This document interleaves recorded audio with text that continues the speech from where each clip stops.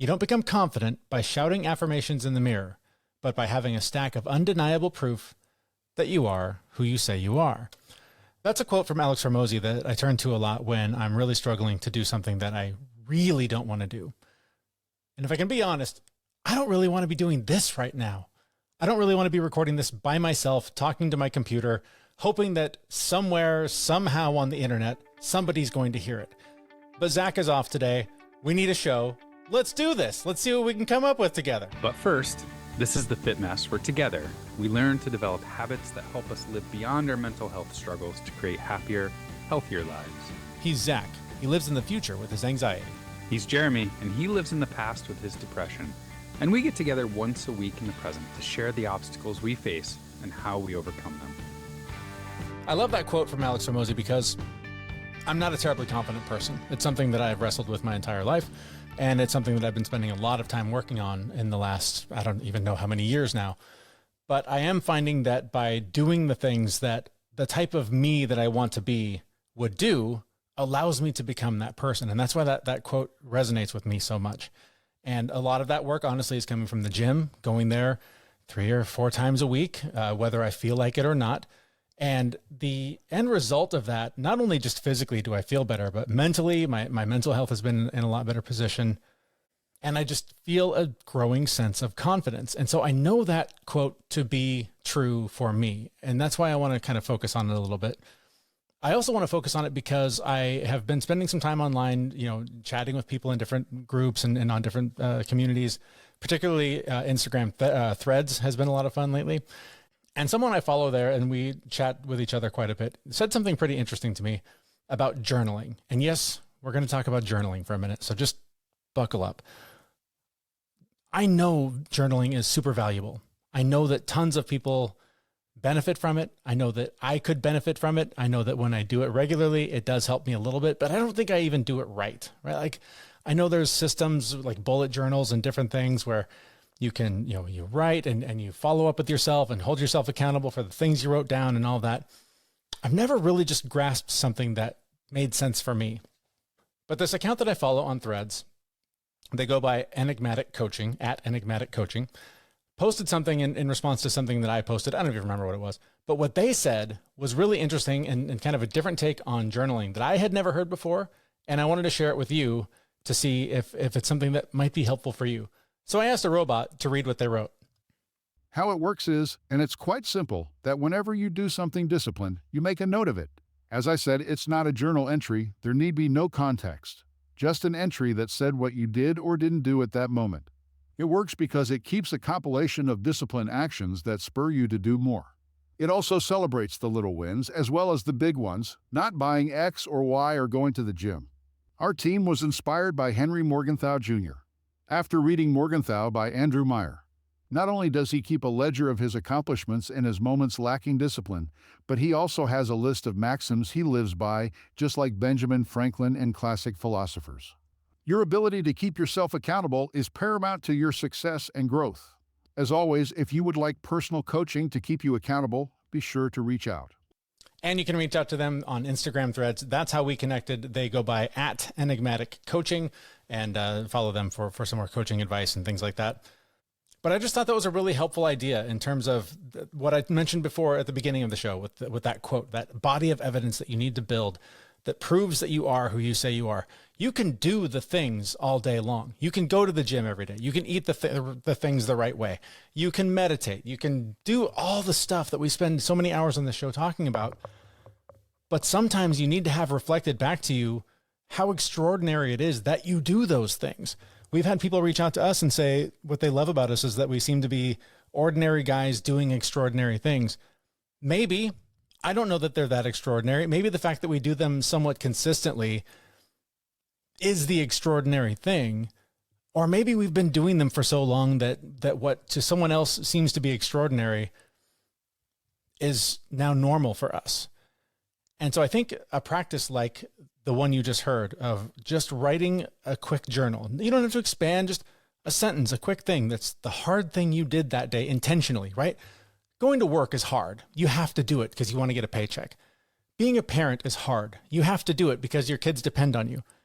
But if you can pick a thing that is hard that you're going to do for the sake of doing it, to prove that you can do hard things, to prove that you are the kind of person who is who you say you are, if you can keep a record of all the times that you did that hard thing and review it after a week, a month, 10 years, whatever it is, to be able to look back and see, man, look at this incredible list of things that I've accomplished because I said I would.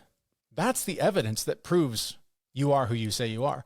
That's what a lot of people pay a therapist to do, to hold up a mirror and say, dude, you're doing great. Look at all this incredible stuff you're doing.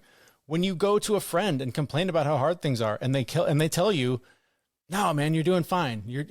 Everything's good.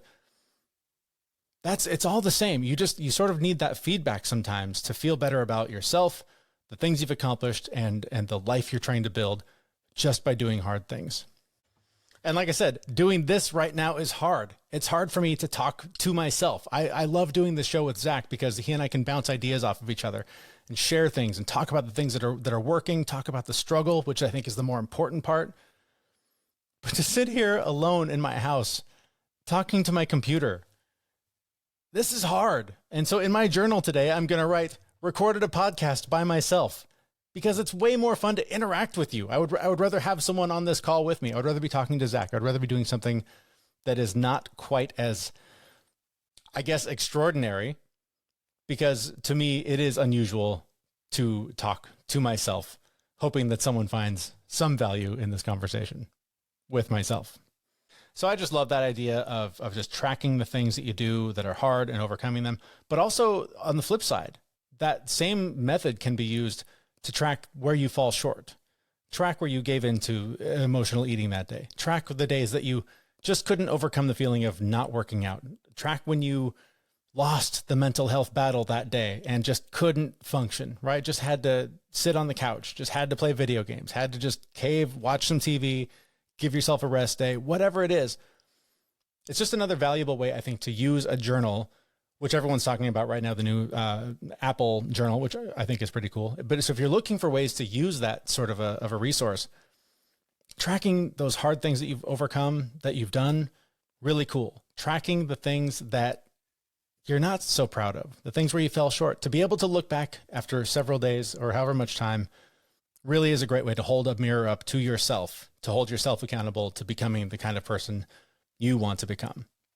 Now, one last thing I'll say about journaling. I was actually listening to another podcast. I don't know if you guys listen to Neil Brennan's Blocks. It's a terrific podcast. I was listening to his interview with Rainn Wilson, and they were talking about journaling just very briefly, and they mentioned another idea that I thought was really cool. We talk about gratitude journaling, and many people say just write down 3 things a day that you're grateful for. That can get kind of mundane. That can get kind of boring. I know I've done it. You wake up in the morning and, I'm grateful for my coffee. I'm grateful I woke up again, and I'm grateful to be alive, right? Like you kind of phone it in. But Rainn Wilson was talking about the idea of journaling throughout the day, things that you're grateful for, like setting an alarm on your phone so that like every 4 hours, you just stop and think about what is something I'm grateful for right now. And again, that thing doesn't have to be 200 words. It doesn't have to be a blog entry. It doesn't have to be, a full podcast, right? It can be grateful I had a healthy lunch, grateful the sun came up, grateful to have another day. Whatever the thing is, if throughout the day you take a pause and identify those, it just helps build those pathways in your brain to start focusing on the good, to start focusing on the things you're grateful for. Because we're so wired, and it's so easy to get overwhelmed and to feel the stress of deadlines and parenting and mortgages and rent and car payments and all of the things. Life wants to kick your ass, and it's really easy to give up and to cave on that stuff. So I just thought that was another interesting way to use a journal. I wanted to point that out, that if, 2, 3, 4, 5 times a day, just take a look around. What's one thing you're grateful for? And just jot it down. A quick sentence, a quick line, a quick word. Doing that again over time will help build the muscle in your brain to help you focus on the things you're grateful for and all the probably many more positive things you have going on in your life than you're even aware of. All right, that's all I've got for you. Thank you for sitting through this hard thing with me.